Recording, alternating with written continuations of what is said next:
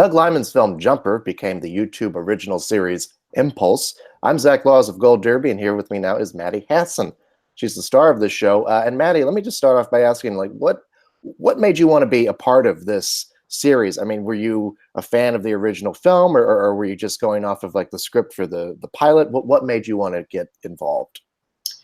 I was actually a fan of the original film, and I love Doug Liman's movies, so that was definitely appealing. It was a big draw. But the thing that really drew me to Impulse was Henry and was her character. I found her really, really interesting, especially for a young female character. Um, so she's what made me want to be a part of it. Tell us a little bit more about Henry Coles. Henry is a very lonely person. She's always on her own.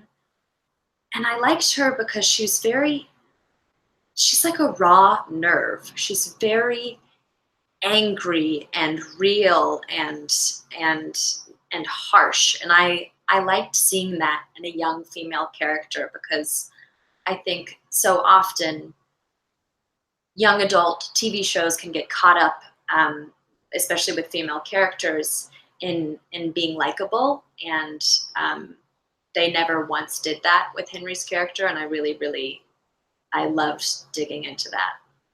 One of the interesting things is I talked to your showrunner, Lauren LaFranc, earlier, and what she talked about was how, these superpowers that Henrietta has. I guess we should say, I mean, this is a show about a young woman with powers of teleportation. All of the powers she has sort of stem from trauma that she's endured. Can you talk a bit more about that? Yeah, in episode 1, Henry is sexually assaulted by a classmate, and that is the moment that she realizes she has the ability to teleport. And in doing so, and in her first teleport, she crushes the car that they're in around his body, and he becomes paraplegic. So her assault and her extraordinary ability that could, in another situation be seen as this great gift, those two things are forever tied. So when she is trying to harness her power, she's also having to come to terms with what happened to her. And that was really, really interesting to play. I think it also, it points out one of the interesting things about this show is that, there was a big difference between it and the film. Yeah. Is that the gender of the main character has been swapped. Yeah.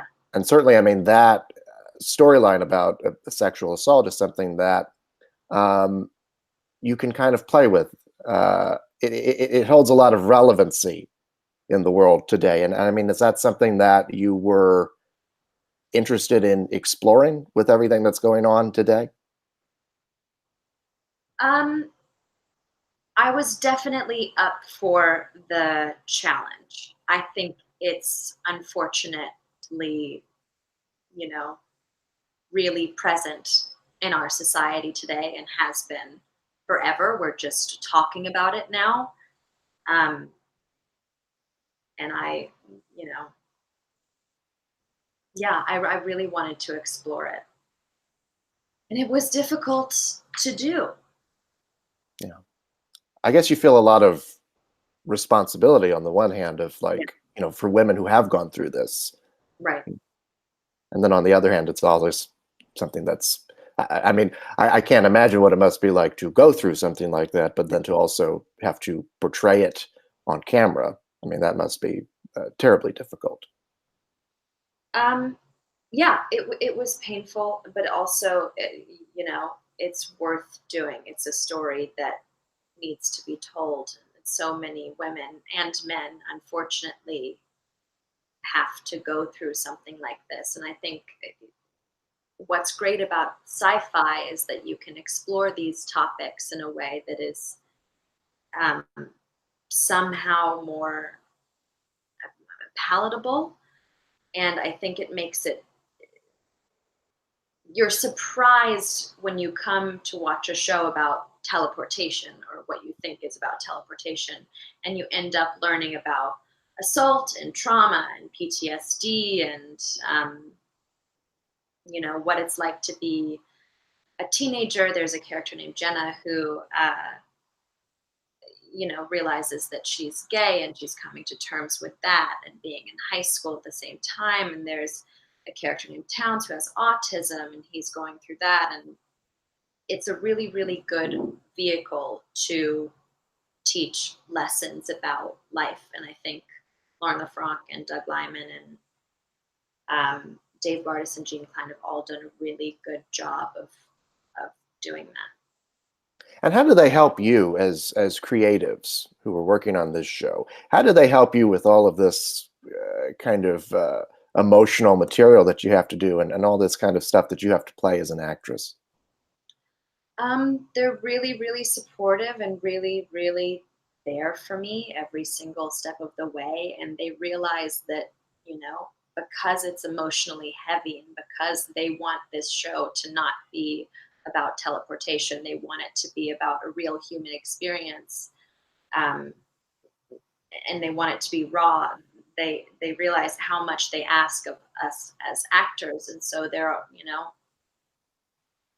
I've sort of lost my train of thought, but they're really there for us, which has been great. And they give us a lot of freedom. They let us try things, which is fun. Let me ask you a little bit more about Lyman specifically. He directed the Yeah. pilot, and obviously he directed the film that this was based on. He's a guy who's made a lot of movies, from The Bourne Identity to Mr. and Mrs. Smith to Edge of Tomorrow. I mean, seeing him work on a television show like this, what was that experience like? Working with Doug is really fun because he's like a big kid, and it's really like invigorating to be with him on set because he's so excited about what he does and movies and TV and just getting to do that job. So it's very energizing. Mhm. Yeah. And he's very collaborative and creative and like he wants you to just kind of do your own thing. So he gives you the freedom to like play and figure it out as you go along, which is sort of how I like to work. So that's nice. Let's talk a little bit more about the season as a whole. What for you would you say were, aside from the first episode, which we've talked about a lot, what would you say would be some, I guess, highlights for you in terms of things that you got to play this year? Standout episodes. Um, in season one. Yes. Sorry, I'm a little confused because we're just finishing season two.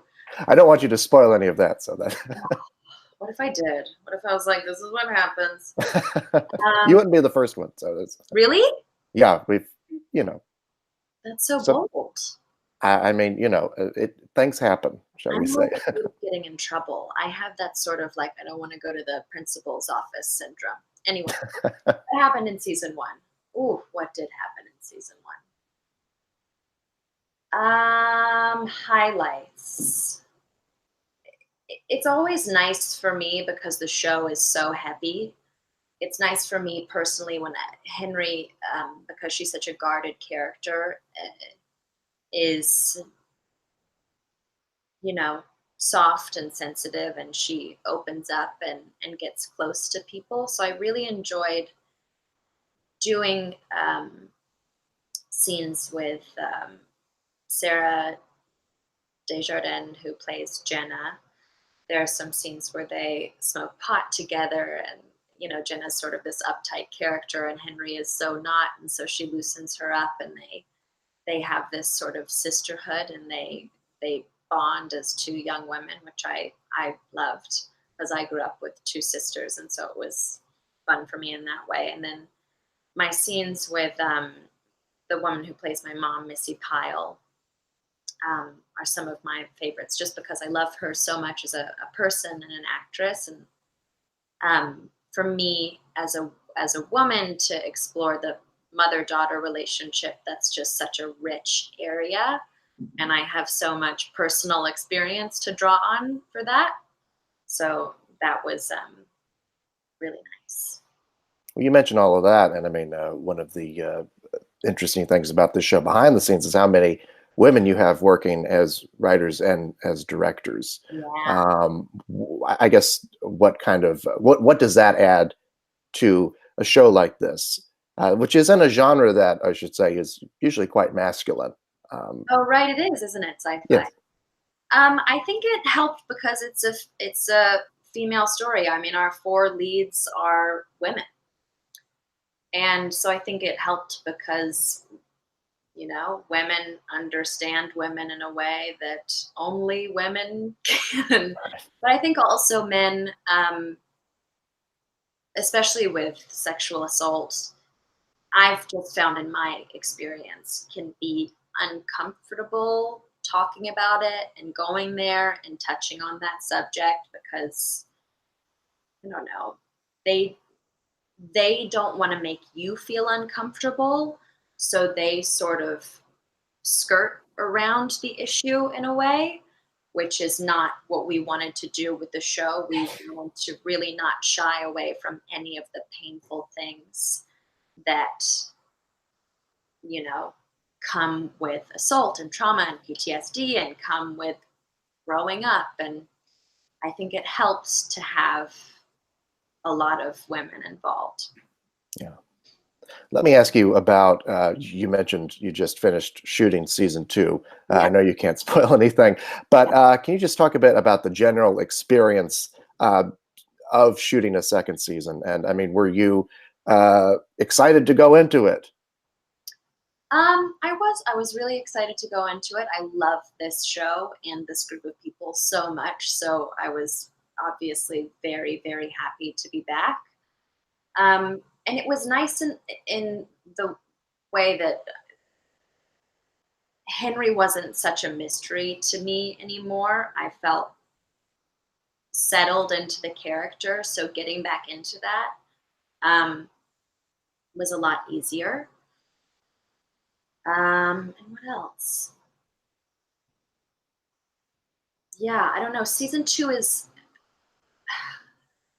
it's really action. There's a lot more action. Um, so that was fun to do, but it's more emotional in a way because in season one, Henry's and this won't really be giving anything away. Henry is sort of in denial about what happened to her, and she's pushing it away a lot. And the emotion that she does experience sort of surprises her. Whereas in season two, she is trying to harness her power. And so she's really facing those emotions purposefully head on. Um, and to go to that place every day sucks, Yeah. sucks a little bit. So that was difficult. But I think it turned out well. We'll see. I don't know. You guys get to decide. I mean, given all of this difficult material you've had to play Yeah. over two seasons, and I hope you get to have a little bit of a fun break after after all of it. What have you learned about yourself as an actress and doing this? Um, I think I've definitely learned how to be more emotionally vulnerable and how to get myself to that place. Um, because it's hard to do a crying scene. That's hard. It's hard for me, especially. I think for some people, they can just like go in and they're like, you know, face is just covered in water, and I can't do that. I have to really like work myself up to it. And so I learned what works for me and what doesn't work for me, and you go into it sort of trying all of these tricks to try to get yourself somewhere. And I think for me, I just realized you have to relax and really feel it. And I think that sort of helped me be more open as a person because I learned that when I need to be emotional, I need to sort of treat myself like a child. And so I sort of go to like this small vulnerable place, and doing that on a set surrounded by like I don't know 100 people just going about their normal job, and you're like off in the corner, like, oh, it's such an odd and almost embarrassing thing. And you have to sort of just embrace that your job is frightening and vulnerable and embarrassing, and that's sort of freeing. Yeah. And And what else? Yeah. And what else are you working on now that season 2 is just about done filming? I just got back yesterday from shooting some stuff for this show called Mr. Mercedes. Do you know about that show? Yes, yes, it's Audience Network. Right? Audience Network. Yeah. Yeah, I play Hodges, who's played by Brendan Gleeson. I play his daughter Allie, and so I went and I did, a little bit on that. I'm in the finale episode. I don't know. I'm not allowed to give stuff away, I'm sure, but I don't know what their rules are for that show. We can't spoil anything in Yeah, the. you're not allowed. Yeah. Well, Maddie Hasson, thank you so much for your time, and congratulations on all your work. Thank you so much. You're welcome. And thanks to all of you at home. Thanks to all of you at home for watching. Make sure you click the like and subscribe button below, and make sure you visit us at goldderby.com for all the latest